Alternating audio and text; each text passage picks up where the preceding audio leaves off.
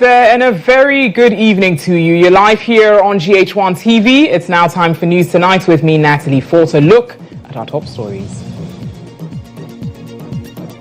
Coming up tonight, government suspends licenses of 4 industrial vessels for repeated violations of Ghana's fisheries laws.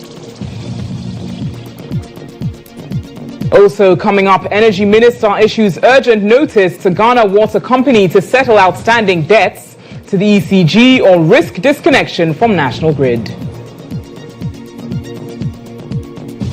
Ahead in business, Minister for Energy GHOne clarifies private participation in ECG will not be a wholesale approach. And coming up in sports, Ghana Amateur Boxing League set to kick off on April 4, 2025 at the Bukum Boxing Arena. Tonight in entertainment, Rhythms Live on GHOne TV and GHO TV to pay special tribute on legendary band Osibisa at Platinum Studio on April 2.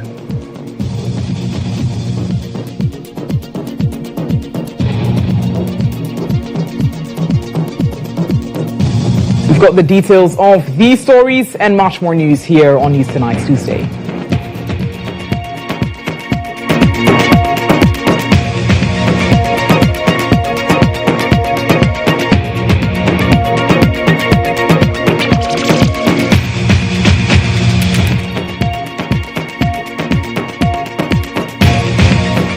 Watching News Tonight here on GHOne TV. You can watch this bulletin live all across the world on Facebook and X at GHOne TV. Top on the news tonight, the Minister for Energy and Green Transition, John Abdullahi Jinapor, has reiterated his commitments to retrieving all the missing containers belonging to the Electricity Company of Ghana, ECG, at the Tema port. An investigative report on the Electricity Company of Ghana has uncovered that more than 1,300 containers which were meant to be cleared at the Tema port are unaccounted for. According to Professor Innocent Senor Aqua, chairman of the investigative committee, the ECG initially claimed to have 2,491 uncleared containers filled with cables and other essential equipment. However, an independent audit at the port found only 1,134 containers, leaving 1,347 missing. In an interview with Lily Mohammed earlier today, the Energy Minister indicated a forensic audit will be conducted by the relevant security agencies in order to trace the whereabouts of all containers and their content. This morning, I've received a couple of calls about other areas in terms of warehouses and factories where these ECG containers can be found. And so we'll be moving into action this morning. And it is my hope that we can rope in more people. But beyond that, we also need a small forensic committee that will track back these containers. We need to track them using their unique identification numbers or serial numbers, which ports were received, which terminal or container terminal they were received. There will normally be a manifest, and so we should be able to track these containers. Let me thank the Director of Port Authorities, General Tanya. He's been very cooperative. He's willing to help us in any way that we can. Our vision of mission is simple, and it's simple and simple. We want those containers, simple as that. Wherever those containers are, whatever it takes to track those containers, I, as Minister of Energy and Green Transition, am determined to do that. Away from these missing containers, Minister Jinapor, the Energy Minister, has issued a notice to the Ghana Water Company directing them to settle their outstanding debts to the Electricity Company of Ghana, ECG, as a matter of urgency. Warning, failure to comply will result in disconnection from the national grid. The Minister further emphasized that institutions such as the Ghana Broadcasting Corporation, Parliament House, and Metropolitan Municipal and District Assemblies, MMDAs, among others, must ensure prompt payment of their bills to avoid a similar fate. He made these comments during an interview with Lily Mohammed earlier today. I'm sure when we do something like that and we get it right, and we do it through a very competitive process and get it right we'll see some improvement. But it doesn't end there. There are other areas that goes beyond ECG that all of us have to help them to tackle. The tariff structure, for instance, is skewed.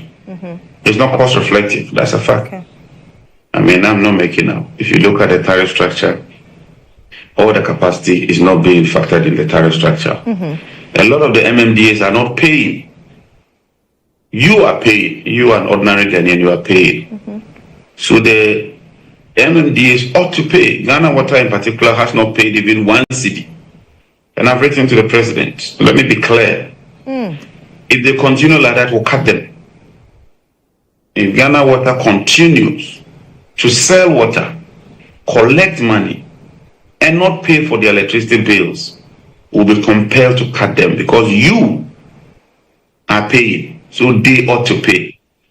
And I also think that the minister should look at Ghana Water as well, the procurements and everything, and ensure that we cut costs. Because where we are, the only way out is to bring about a high level of efficiency and reduce wastage. Even Parliament is written to Parliament. Demand notice. We are going to follow a program where ordinary consumers like you and I would pay, but also institutions like Parliament, like Ghana Water, like GBC, for instance, we cut them. They've had to come and give us a payment plan in order to put them back. And so when you do that, we put you back. But if you default again, you'll be taken off. Now, touching on the power situation in the Ashanti region, the Energy Minister announced that a new transformer has been installed in the region to address the situation. However, he expressed concerns about the distribution process, describing it as weak. We've been able to change that transformer from a 66 MVA to a 146 MVA. So it means that the grid is very strong, but we have to keep monitoring. And so I've asked for a weekly systems average interaction frequency report. I think it's called CIPHER or so. So ECG would give me that report every week. I also liaise with the regional minister and the national security operatives to give me a weekly report. There's enough power now. We are generating enough. The transmission is good. But the distribution sector is very, very weak. It's weak because of some of these things we are talking about. Maybe if ECG has stuck to their procurement plan, they could have cleared all these containers, cleared all these transformers, would inject them into areas like Ashanti region and to stabilize the power. But I will be visiting Ashanti region myself in the coming days again. Because I went to commission the plant. I want to go back again, have a meeting with them, and have a real view or briefing on what is happening there. But last week's report will come to me, I think tomorrow, when we'll be, and we'll review it. And it won't just be Ashanti region, it should be the whole of this country. What can we do to ensure that the power is stable, especially when it rains?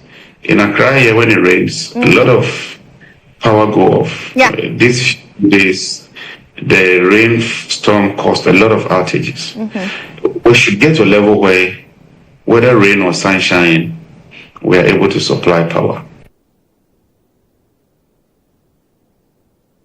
Well, let's turn away from that and head to Parliament as the minority is demanding answers regarding the whereabouts of 12 containers allegedly containing gold and cash that were seized during a national security raid on February 9, 2025, almost 2 months ago. With the investigation remaining concealed in secrecy, tensions are mounting as the opposition calls for accountability. Recall the raid, the major raid conducted by National Security. They were accompanied by media. Your good selves accompanied them. You showed the whole country the videos of containers filled with gold bars and various cash in denominations of United States dollars and cedis. It was in a full glare, it wasn't secret. And that is the beauty of transparency and the role of the Fourth Estate. And therefore, for us as a minority, it is important that after waiting for 2 clear months, and after the whole country had been shown, containers, 12 containers, not just one, not just 2, 12 containers containing gold bars, as you showed us, the media showed us, widely reported, It is respectful that national security reports back to the nation what has become of those gold bars, what has become of those cash, because it was shown to the whole country, and they must equally account for what has happened to the gold and the cash, and more importantly, the corporates behind it, and for what activities those gold and cash were intended for to be undertaken in the country in line with security concerns and potential terrorist activities. And so it is a matter of public interest, and the public deserve every transparent information therein.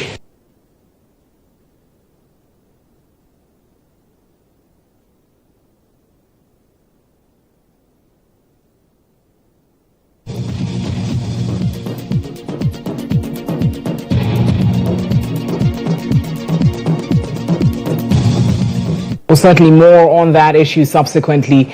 In some other news, the Ministry of Fisheries and Aquaculture Development, in collaboration with the Fisheries Commission, has suspended the licenses of 4 industrial trawl vessels for repeated violations of Ghana's fisheries laws. These vessels were found guilty of illegal fishing practices, including unauthorized transshipment, fishing in restricted areas, and harvesting juvenile fish, activities that threaten marine biodiversity and the livelihoods of local fishing communities.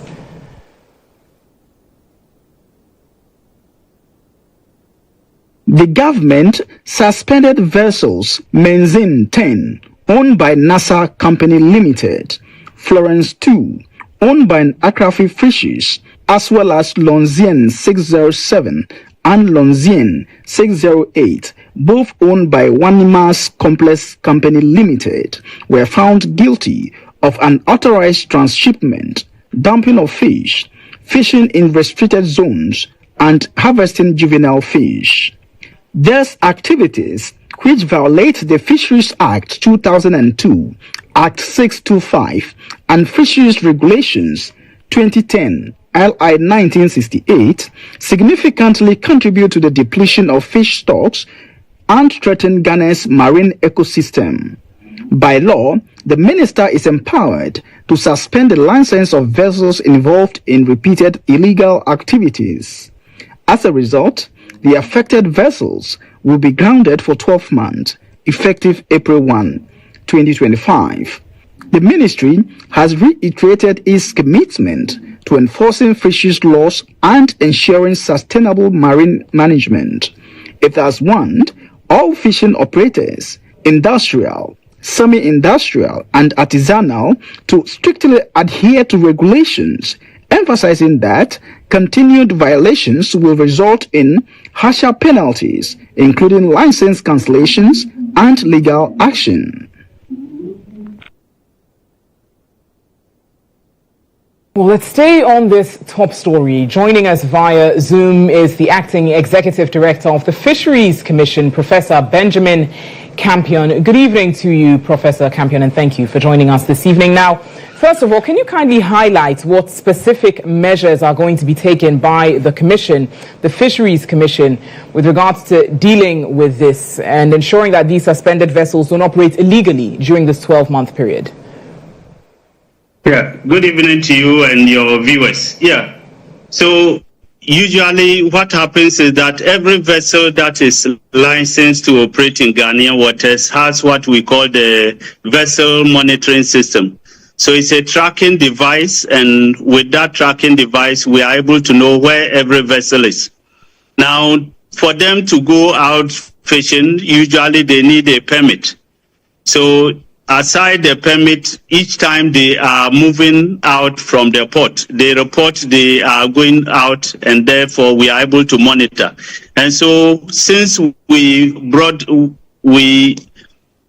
decided to bring them to the port, they are all locked up at the port and they cannot move unless they ask for permission, maybe to go for some servicing or anything else. Otherwise, they are not supposed to move. Right.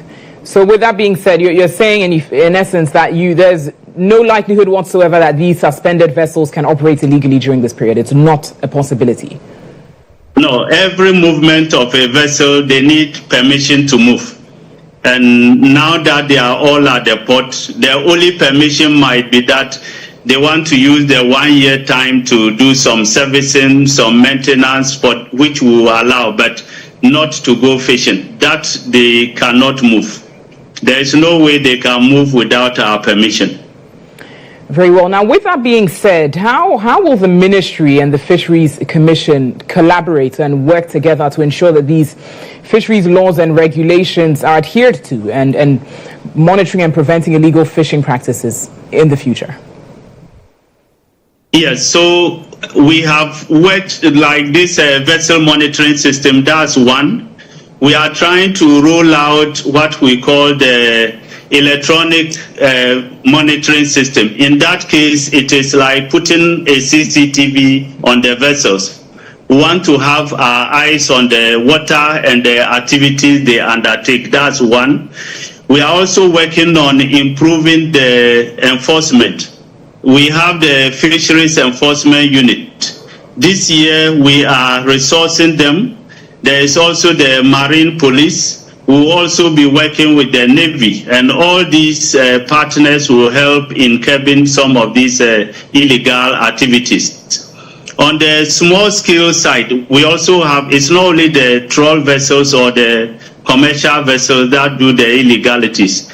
We also have our the light fishing, use of monofilaments, and some of those who use light fishing, they aggregate the fish and then they explode, use the dynamite. All these people are going to, because we will be spending more time in monitoring and surveillance, it is our hope that at least we'll reduce all the illegality that takes place on the waters. Right. Now, Prof, finally, touching on the fishery sector from a broader perspective, the sector minister noted that the artisanal and industrial fishers will be exempted from the closed fishing season, and we gather that some fisher folk are not pleased with this. What's your general thoughts and reaction to this? Yeah, of course, for every policy decision, there might be those who are excited about it and then those who are not. I think majority of the fishermen are excited about the fact that there will be no closed season. This is because during the closed season, this is 1 month when they don't go out to fish. And so most of them, something to even put bread and butter on the table does not exist. Over the years, government has tried to bring about some interventions during the closed season, but this is woefully inadequate. It doesn't reach those who really need the assistance. And so we have looked at all the pros and cons. We are not saying there's no advantage to closed season. But if we look at the devastation, the suffering of the people, of course, the ordinary people, and when we talk about the fishermen, it's not just the fishermen, but you go there, there are those that are called hustlers. There are those that carry the fish. There are those who do the descaling.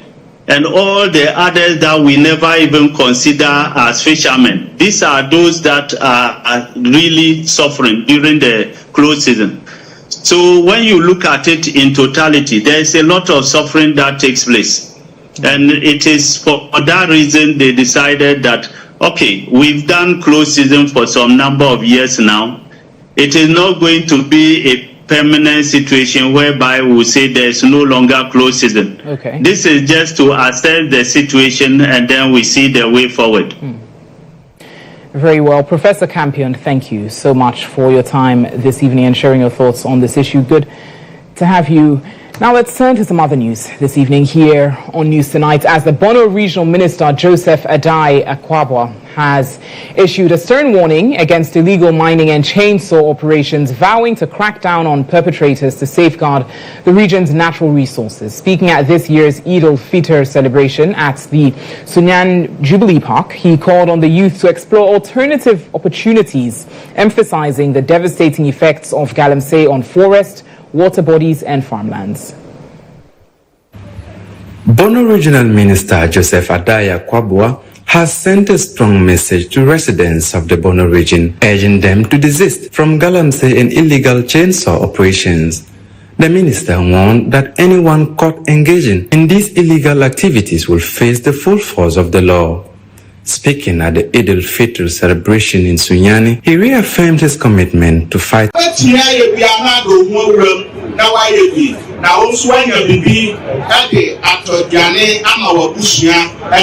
Meanwhile, Said Mubarak, Member of Parliament for Sunyani East, urged the youth to stay away from drugs, emphasizing their harmful impact on health and prospects.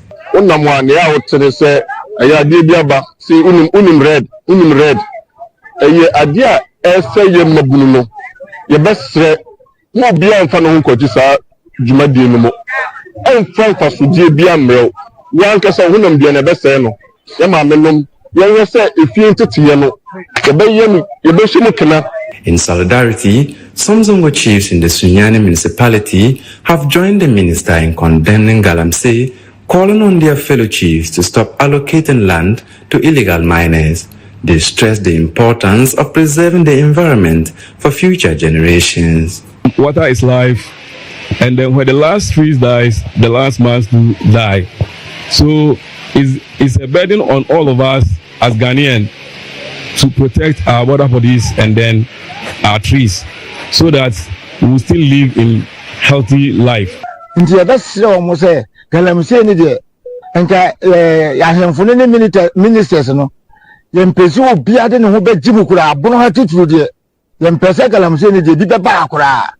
With growing concerns over environmental destruction, the Bono Regional Minister's firm stance sends a clear message. Illegal miners and chainsaw operators will face severe consequences as Ghana intensifies efforts to protect its forests and natural resources. The Western Central region were arrested at Wasa Agona. All the suspects are in custody and will be put before the courts to face justice. We'd like to assure the general public, especially communities within the Western Central Regional Police Command, that the Ghana Police Service remains committed to fighting crime and ensuring security, law and order in the country. That is from the Ghana Police Service.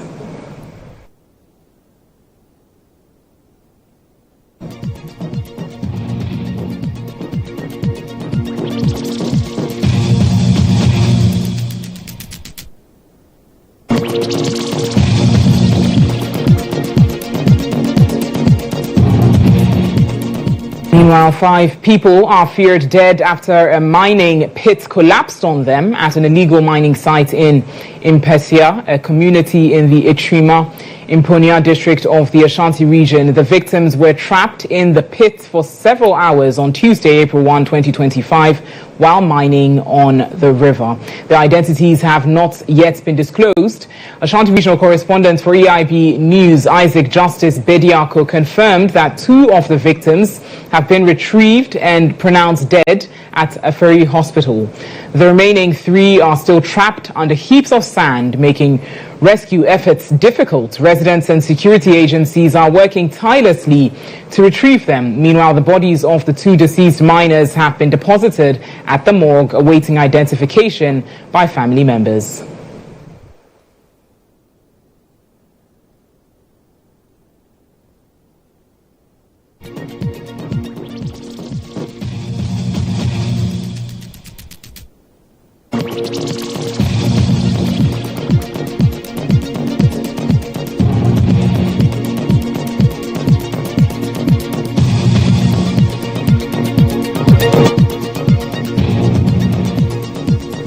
Turn to some other news this evening as the University of Energy and Natural Resources, in collaboration with the Africa Center for Energy Policy and ISER, has launched a campus hub aimed at equipping students with the skills and knowledge necessary for sustainable resource governance. The initiative seeks to empower young scholars and actively enable them participate in policy discussions and advocate for accountability in Ghana's extractive sector. The Campus Hub will serve as a platform for research, advocacy and stakeholder engagement, bringing together students from disciplines such as geoscience, engineering and natural resource management. UENR Vice Chancellor Professor Elvis Asare Bediako emphasized the importance of student involvement in resource management. Our nation's prosperity is inextricably linked to the responsible stewardship of our natural resources. This momentous occasion marks a pivotal step in our collective journey towards fostering a generation of leaders who are not only technically proficient, but also deeply committed to the principles of sustainable resource management. Executive member of ASEP, Kojo Yuche, also highlighted the need for greater transparency in Ghana's extractive sector. Gifts that nature has bestowed upon us to ensure that it inures to all of us our benefits, not only for a selected few. The citizens have to now take those data disclosures and verify them first of all, and also where they see gaps, ask government to provide answers for those gaps. Yuche further stressed the importance of citizen participation in governance, urging Ghanaians to scrutinize revenue reports and hold leaders accountable. This initiative is just one of those ways where we get younger people to begin finding their feet and their voice in the resource governance space, to be able to demand for more accountability on how the resources that belong to all of us, including them, are utilized and how it will be utilized in an equitable manner. The UENR-ASEP collaboration is expected to expand to other universities, encouraging more students to participate in national discussions on resource management.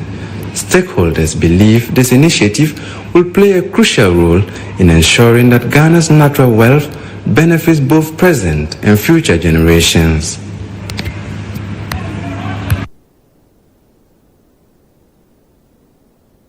You're watching News Tonight here on GH1 TV. We've got much more news coming up shortly. Do stay.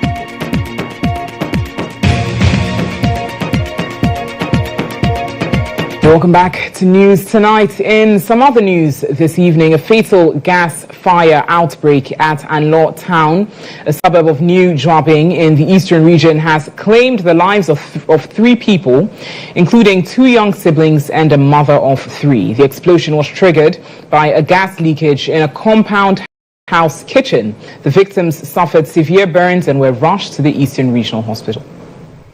The explosion occurred when the 2 siblings noticed the gas leak and alerted Mrs. Rita Metepe, who owned the kitchen. While checking if the burner was properly turned off, she accidentally turned the knob, sparking a fire and causing an instant explosion.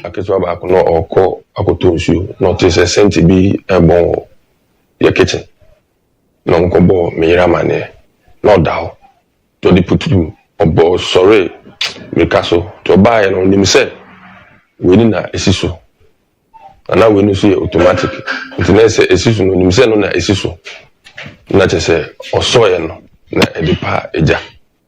All 3 victims sustained critical burns and were admitted to the Eastern Regional Hospital.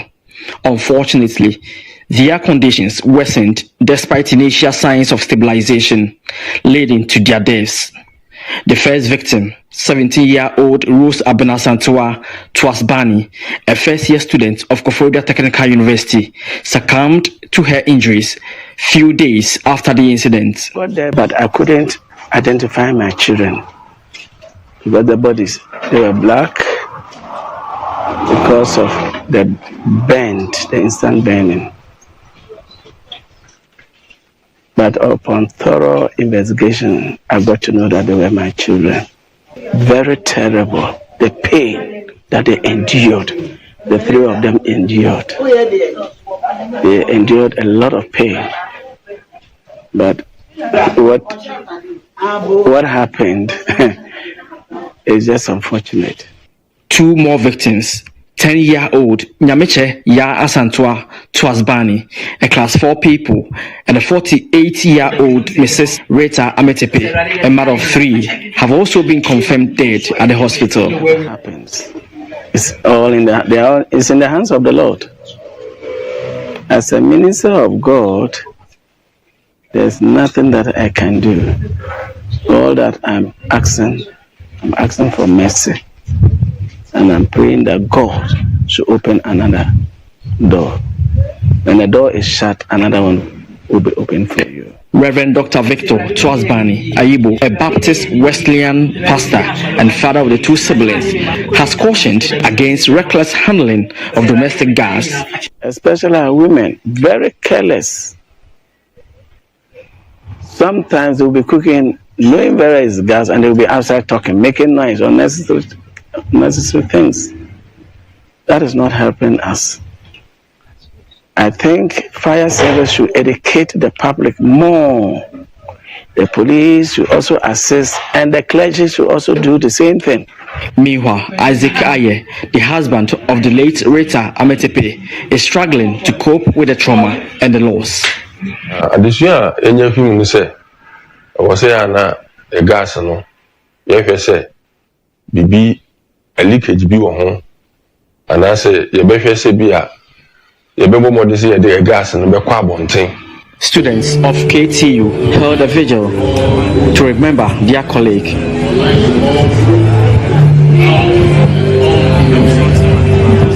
For GHOne TV and Star FM, Kojo Ansa, Koforidua.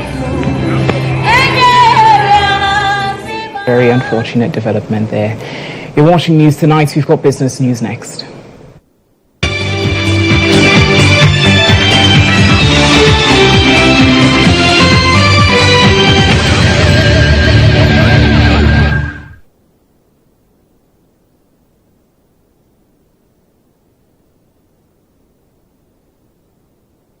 In business news tonight, Energy Minister GHOne Jinapor has clarified that private participation in ECG will not be a wholesale approach. Speaking earlier today on GH Today with Lay Mohammed, the minister hinted at the possibility of private sector participation in solving localized power interruptions and revenue collection.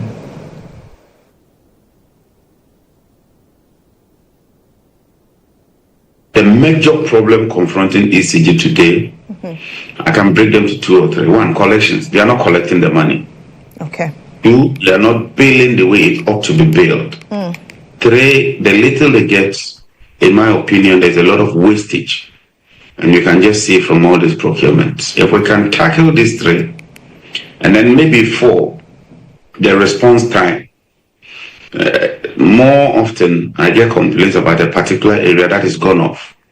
I check the grid and I'm reliably informed that we are not shedding load, but maybe a transformer is off. The response time can be improved significantly. And that is something I really want us to pay attention to. And that's why we are trying to bring the private sector in the activities of ECG, not to sell the company, but at least billing and collection, maintaining some portions of the network, responding to calls. I think that the private sector can do it.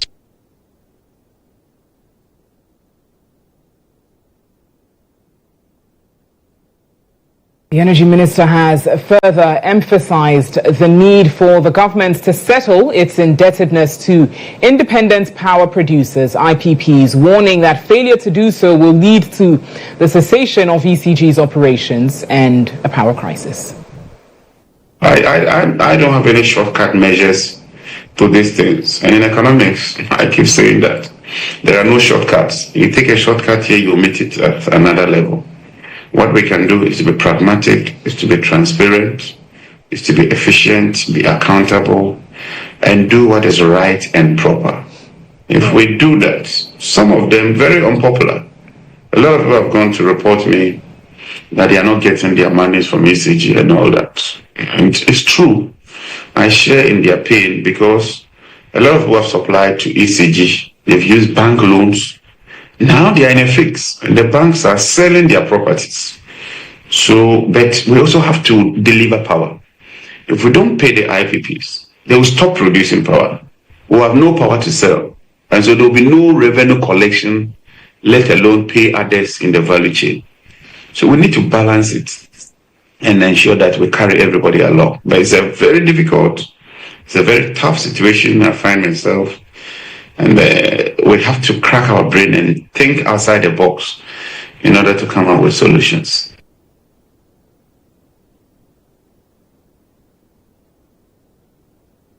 In some more business news this evening, the Chamber of Oil Marketing Companies is projecting an increase in petrol and diesel prices at the pumps, while liquefied petroleum gas, LPG, is expected to witness a decrease in the first pricing window in April 2025.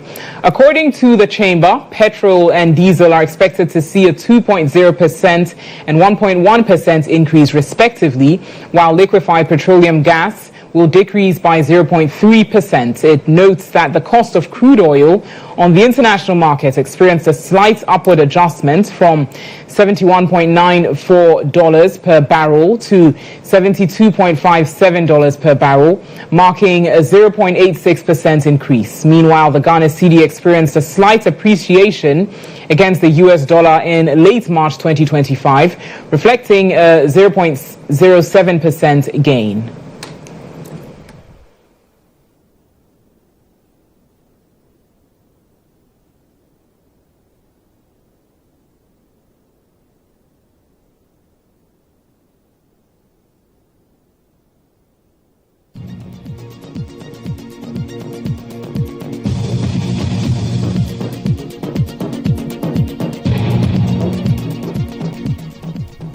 Some more business news tonight. The Chief Executive Officer of GHOne Group of Companies, Gilbert Quay, is calling on investors to support student businesses to help reduce unemployment in Ghana.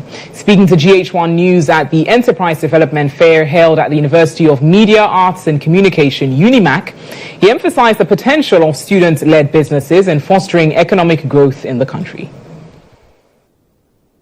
Student enterprises in Ghana face several challenges that hinder their growth, including limited access to funding and a lack of mentorship and business training.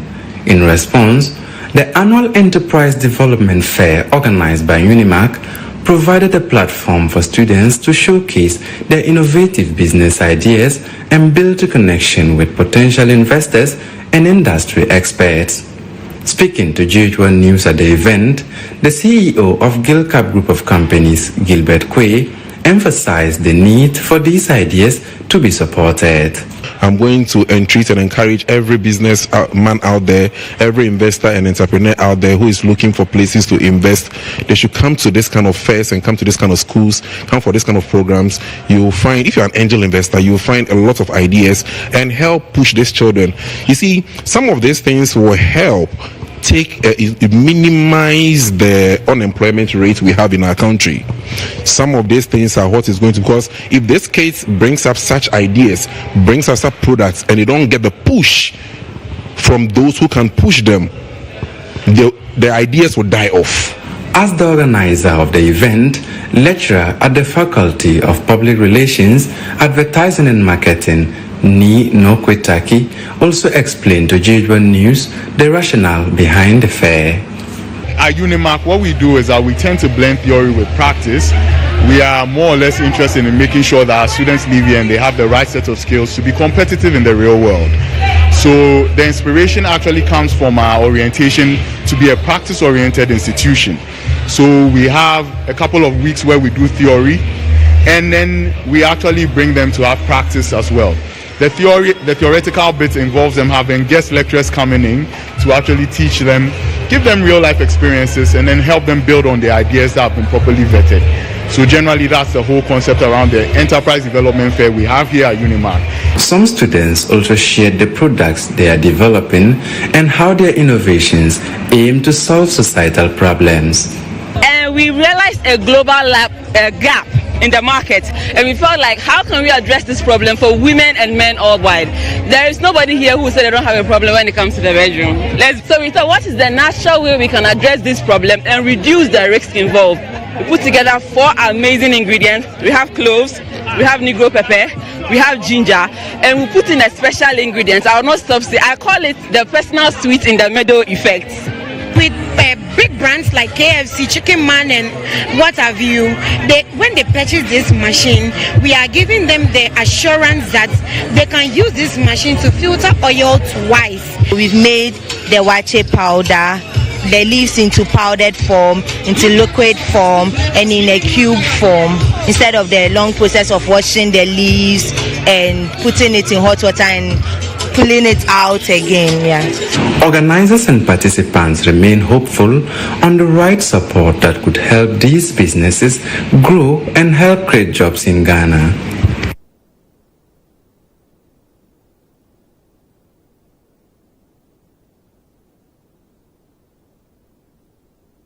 That's all the business news we've got for you this evening. Next is sports news.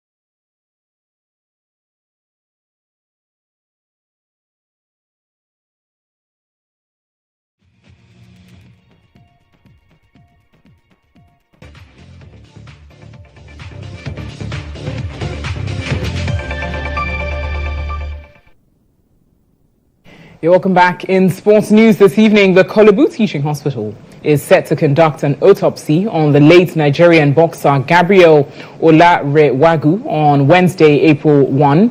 The 40-year-old boxer, popularly known as Success, tragically collapsed in the ring during a crucial bout against Ghana's Jonathan Mabanugu at the Bukom Boxing Arena on Saturday night. The match, part of the Bell 7-Star Ghana Professional Boxing League, was in its third round when the incident occurred.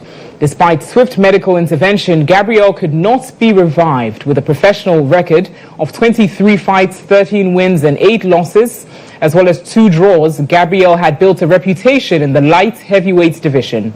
He ranked 7th in Nigeria and 448th globally, boasting a 92.31% knockout rate.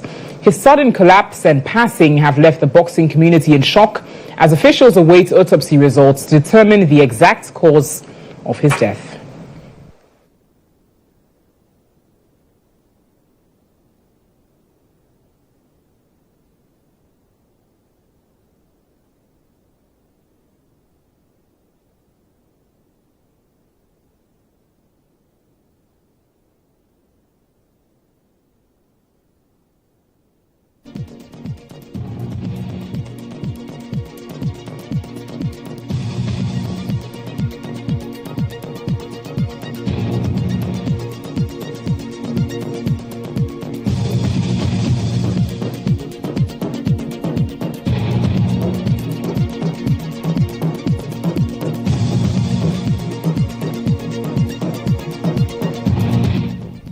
Some other sports news. The highly anticipated Ghana Amateur Boxing League is set to kick off on April 4, 2025 at the iconic Bukom Boxing Arena.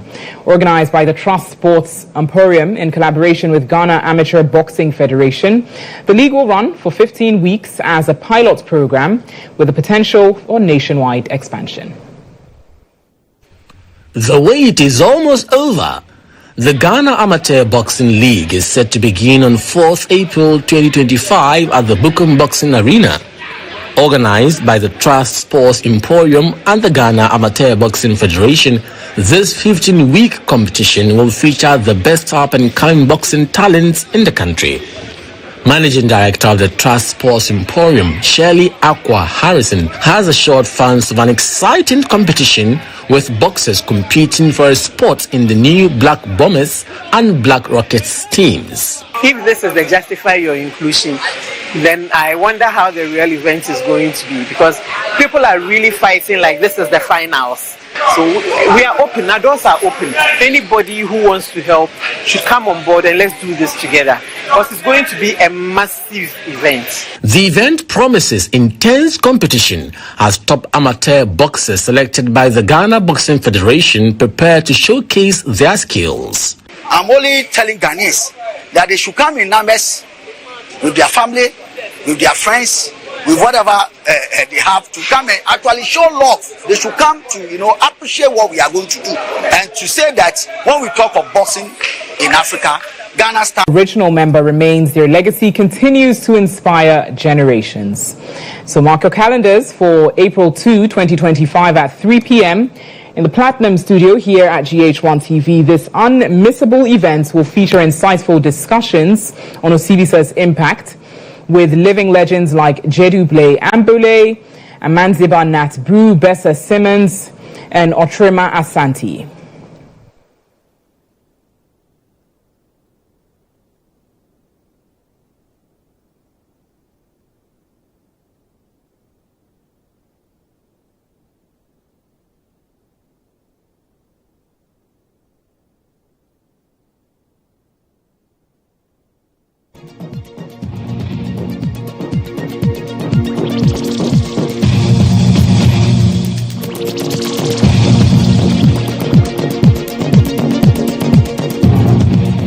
Do join us on April 2 at 3 p.m. for that, which you would absolutely love, honoring Osibisa. You're watching News Tonight. We've got international news next.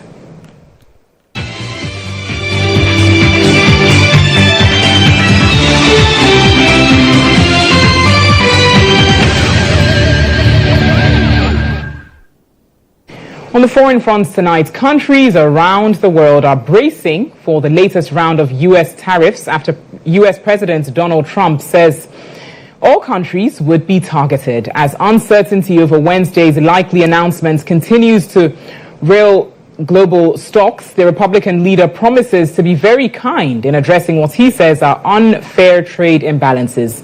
Meanwhile, mass layoffs have begun at the U.S. Department of Health and Human Services in a major overhaul expected to result in thousands of job losses.